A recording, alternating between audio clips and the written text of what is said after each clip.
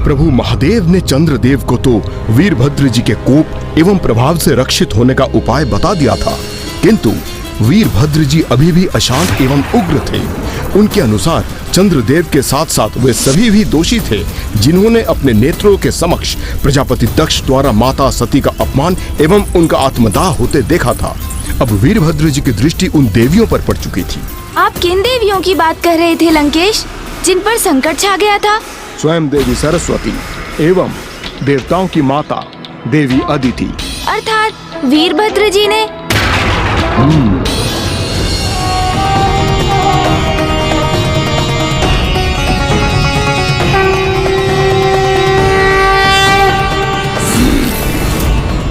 ये वीणा की ध्वनि कहाँ से आ रही है?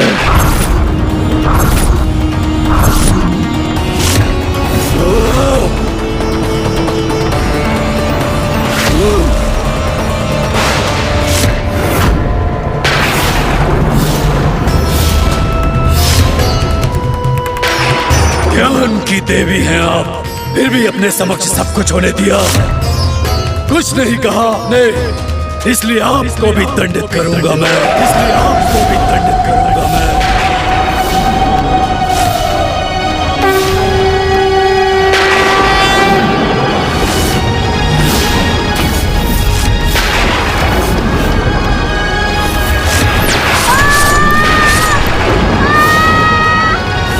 इस प्रकार जिसने भी दक्ष प्रजापति के उस अन्याय का विरोध नहीं किया, शांत रहकर उन्हें मूक समर्थन प्रदान किया, वो सभी भी दंड के भागी बने।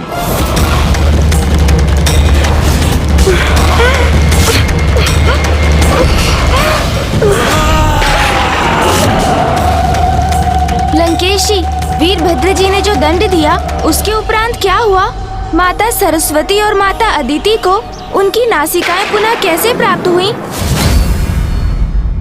हे भोलेनाथ, हे दया निधान, हमें क्षमा कर दीजिए, हमसे बहुत बड़ी भूल हो गई। हाँ प्रभु, हमें क्षमा कर दीजिए। भूल तो आपसे अवश्य हुई है। छिपकर, शांत रहकर स्वयं ज्ञान की देवी ने आज अन्याय का साथ दिया है, इसलिए आज से संसार को यह भी ज्ञात होना चाहिए कि सबसे बड़े ज्ञानी को कभी शांत रहकर अन्याय, पाप और अधर्म का साथ नहीं देना चाहिए। यदि कोई वास्तव में ज्ञानी है तो उसे अन्याय का विरोध प्रखर शब्दों में करना चाहिए, किंतु अब आपने अपनी भूल स्वीकार कर मुझसे क्षमा याचना मांगी है, इसलिए मैं आपको आशीर्वाद देता हूं कि आप पुनः पूर्ववत हो जाएं। ओम नमः शिवाय।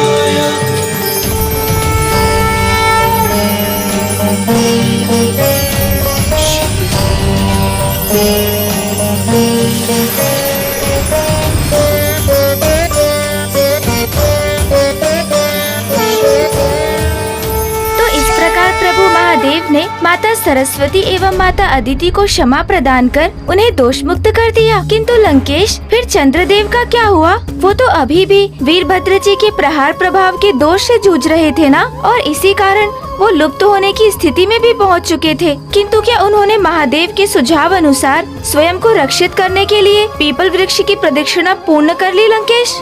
अभी तक नहीं गौरी नंदन, क्योंकि जब तक उनकी प्रदक्षिणा पूर्ण होती, सूर्य देव की किरणों ने धरती को छू लिया था, अर्थात दिवस के आरंभ होने के कारण चंद्रदेव के पास अब समय समाप्त हो चुका था। हे वृक्षों में श्रेष्ठ, हे महान दिव्य वृक्ष, मुझे आशीष देकर पुनः मेरे पूर्ण स्वरूप को प्रदान करने की कृपा करें। क्या आपकी प्रदक्षिणा करने में मुझसे कोई त्रुटि हो गई प्रभु? आप मुझे आशीष क्यों नहीं दे रहे?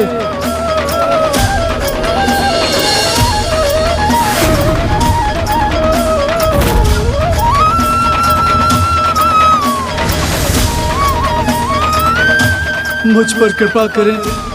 यदि आज आपका आशीष पाने के पूर्व तिथि परिवर्तित हो गई तो मैं कदापि अपना पूर्ण स्वरूप प्राप्त नहीं कर पाऊंगा प्रभु, और संसार में रात्रि काल में सदा के लिए अमावस्या का अंधकार स्थापित हो जाएगा प्रभु। कृपा कीजिए प्रभु, रक्षा कीजिए प्रभु, आशीष दीजिए प्रभु, आशीष दीजिए।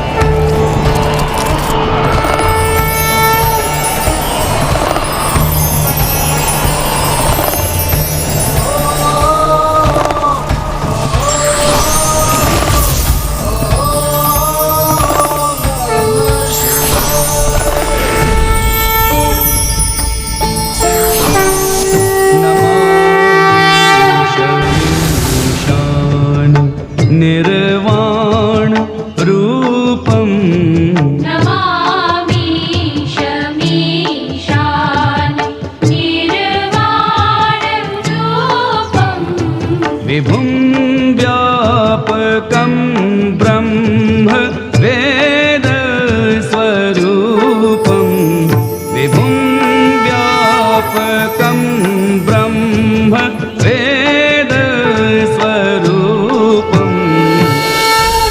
इसी प्रकार सूर्यदेव के साथ तिथि परिवर्तित होने के कुछ ही क्षणों के पूर्व चंद्रदेव एवं चंद्रमा ने अपना पूर्ण स्वरूप पुनः प्राप्त कर लिया। तो अब मुझे स्पष्ट हुआ कि चंद्रदेव अर्थात सोमदेव को जिस अमावस्या की रात्रि में पीपल वृक्ष को आशीष प्राप्त हुआ, उसी विशेष तिथि को सोमवती अमावस्या भी कहते हैं। और तभी से इस अमावस्या की तिथि पर जो भी कोई पीपल वृक्ष के नीचे दीपक प्रज्वलित कर उनकी 108 प्रदक्षिणा करता है, उसे दिव्य पीपल वृक्ष की कृपा से किसी भी घातक रोग, अकाल मृत्यु योग, शनि दशा और किसी भी प्रकार की अन्य अपूर्णता से मुक्ति प्राप्त होती है। इसलिए सोमवती अमावस्या का सर्वाधिक महत्व है।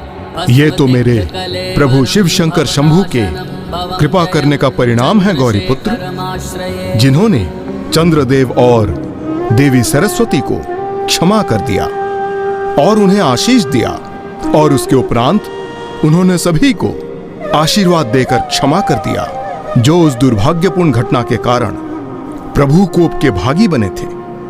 इसी क्रम में दक्ष प्रजापति को भी प्रभु की कृपा स्वरूप अज का शीश प्राप्त हुआ था।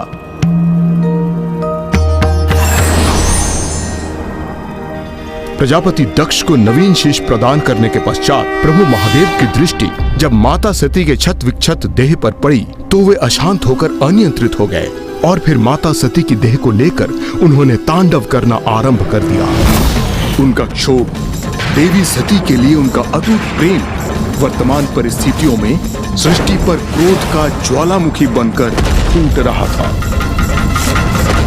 हाँ लंकेश, ये तो मुझे भी स्मरण है कि फिर किस प्रकार प्रभु नारायण के हस्तक्षेप से 51 शक्ति पीठों की स्थापना हुई थी, क्योंकि प्रभु महादेव का मन अभी भी अशांत था और दूसरी ओर वीरभद्र जी का क्रोध तो अभी भी अपने चरम पर ही था। इसलिए माता भद्रकाली उन्हें उस अवस्था में देखकर अत्यंत चिंतित थीं, क्योंकि वीरभद्र जी के क्रोध से तो समस्त संसार के लिए ही संकट उत्पन्न हो सकता था। तब माँ भद्रकाली ने वीरभद्र जी के समक्ष अपने सौम्य स्वरूप में प्रकट होकर उन्हें शांत किया, जिसके उपरांत उनका परस्पर विवाह हुआ।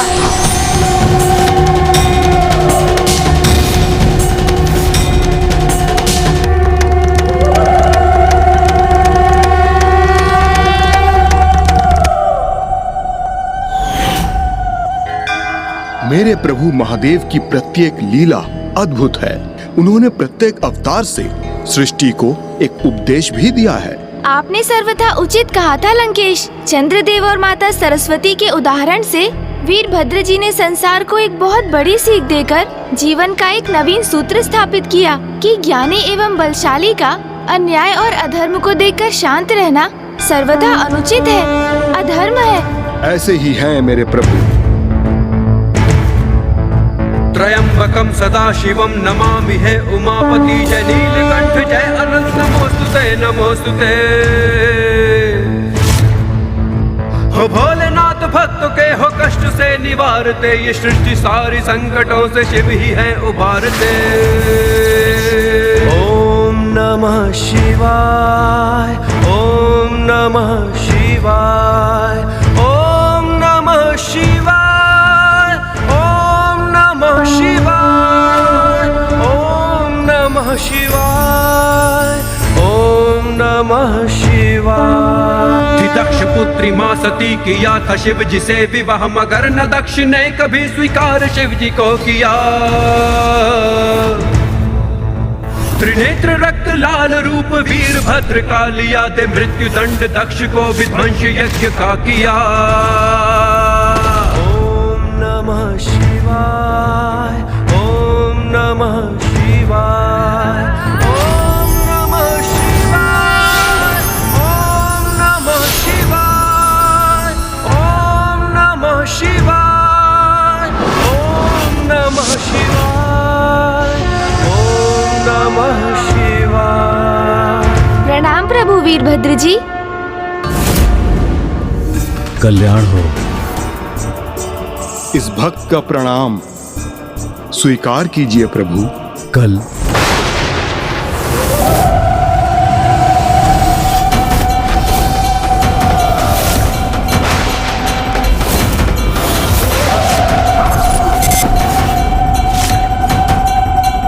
लंकेश, प्रभु शिव का आत्मलिंग तुम्हारे हाथ में क्यों है?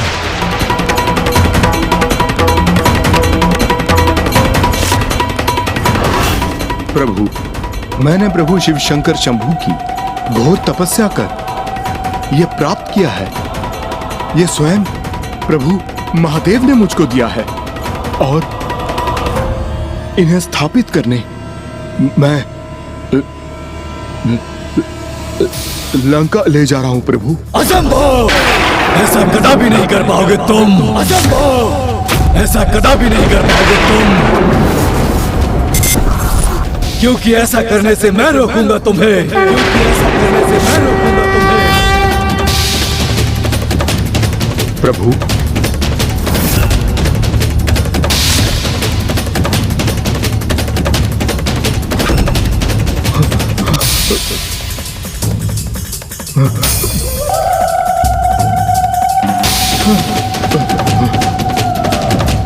नंदेश्वर जी को तो मैंने समझा बुझा कर लौटा दिया, प्रभु भैरव को भी मना लिया, किंतु अब वीरभद्र जी को कैसे रोकूं?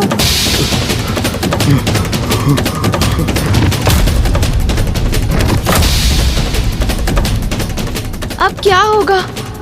कहीं प्रभु वीरभद्र जी लंकेश को आहत ना कर दे। नहीं, मुझे इन्हें ऐसा करने से रोकना ही होगा।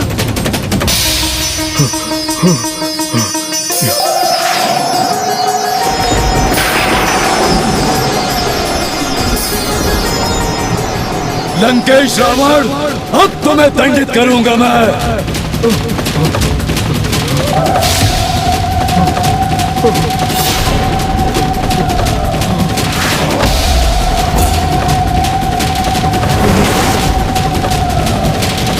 अब मैं अपनी रक्षा कैसे करूं? नहीं, वीरभद्र जी का प्रहार तो लंकेश का अंत कर देगा, जो अत्यंत अनर्थकारी होगा।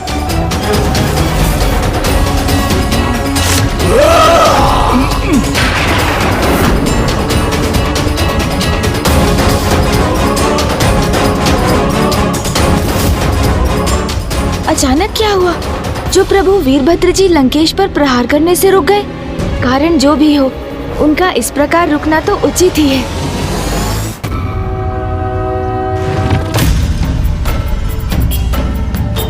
स्वस्ति न इंद्रो वृषभाः लंकेश, अश्वत्थामा अर्थात पीपल वृक्ष का मान रखने के लिए मैं तुम पर वार नहीं कर रहा हूँ।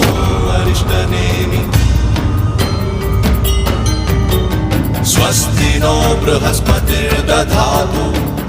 किंतु यदि तुम पीपल वृक्ष की शरण में न पहुंचे होते तो आज यमराज से तुम्हारी भेंट अवश्य होती।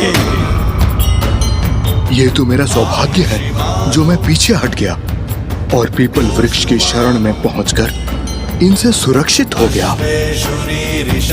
मुझसे सुरक्षित अवश्य हुए हो तुम, किंतु तुम्हें अधिक प्रसन्न होने की आवश्यकता नहीं, क्योंकि मुझे विश्वास है प्रभु का आत्मलिंग कैलाश से दूर करने का प्रयास कभी सफल नहीं होगा।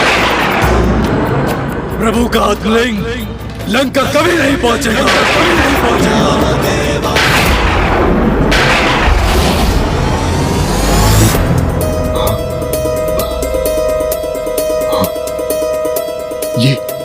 ये क्या कहा प्रभु वीरभद्र जी ने? कुछ भी हो जाए प्रभु, इन आत्मलिंग को तो मैं लंका अवश्य ले जाऊंगा, किंतु अब मुझे बड़ी सावधानी से आगे बढ़ना होगा। लंकेश जी, जल ग्रहण कीजिए आप। अब आप इतने भयभीत क्यों दिखाई दे रहे हैं लंकेश? क्योंकि अब तो आप पीपल वृक्ष की छाया में स्थित हैं, किंतु जिनकी शरण में जाने से आपकी भी रक्षा हुई, वो वृक्ष जिनमें स्वयं प्रभु नारायण का वास है, वो श्री हरि नारायण लंकेश, जिनके नाम का श्रवण भी आपको प्रिय नहीं, उन्हीं ने आज आपकी रक्षा की। कदाचित अश्वत्थ वृक्ष को लेकर आपका ज्ञान अभी अधूरा है गौरी पुत्र, क्योंकि इसमें मात्र नारायण ही नहीं अपितु मेरे प्रभु शिव शंकर शंभू के साथ समस्त देवताओं का भी वास है। इनकी जड़ों में ब्रह्मदेव, तने में विष्णुदेव और इनके सबसे ऊपरी भाग में अर्थात इनकी शाखाओं और पत्रों में मेरे प्रभु शिव शंकर शंभू का वास है। और त्रिदेव के साथ पीपल वृक्ष के फलों में अष्टदिक्पाल एवं यमराज, देवी लक्ष्मी, देवी सरस्वती और 9 दुर्गा देवियों का भी वास है।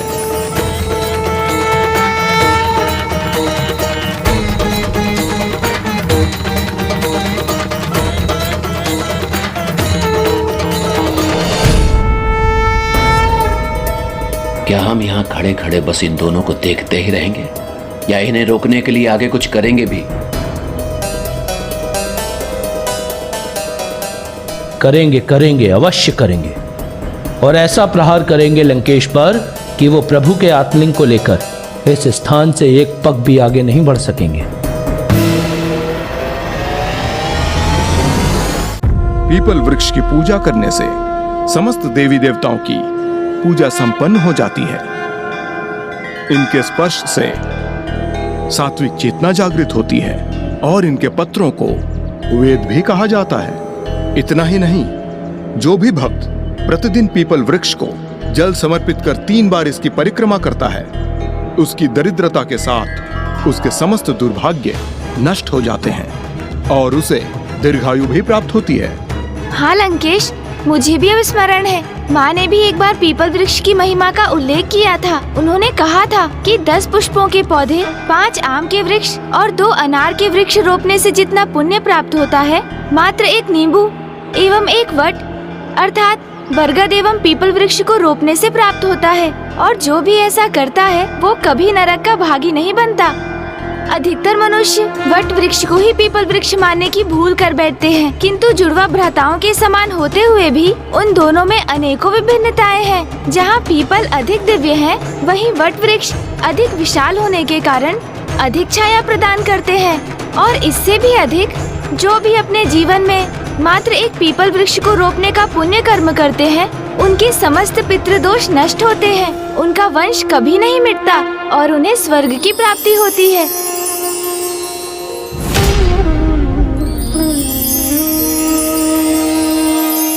अश्वत्थ सुमहाभाग सुभग प्रियदर्शन इष्ट कामाक्ष में देहि शत्रुभ्यस्तु पराभवम्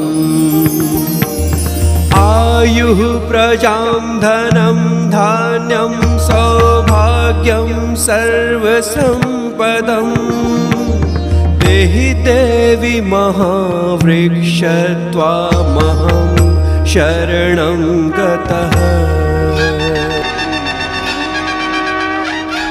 हे पीपल वृक्ष और इनमें स्थित समस्त देवी देवतागण, कृपया कर मुझे आशीष दीजिए कि मैं लंकेश रावण को प्रभु के आत्मलिंग को लंका ले जाने से रोकने का कार्य सफलतापूर्वक संपन्न कर सकूं।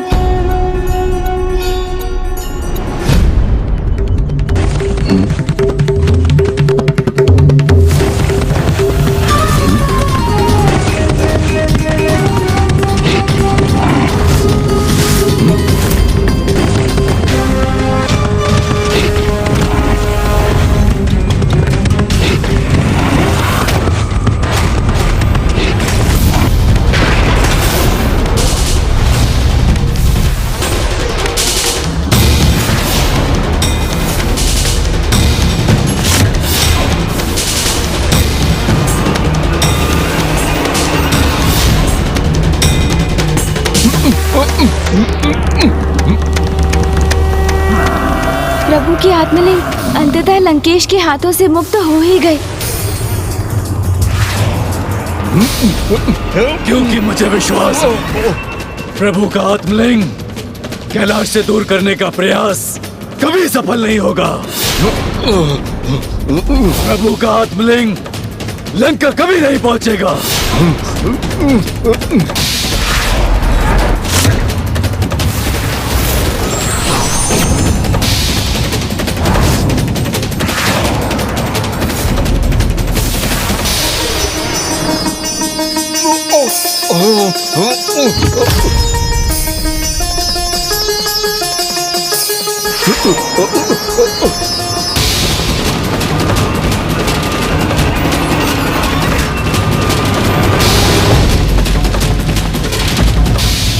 हर कार्य में हमारा प्रयास उसी कोमल रस्सी की भांति होना चाहिए जो बार बार शिला पर घिसकर उसे अंततः काट देती है।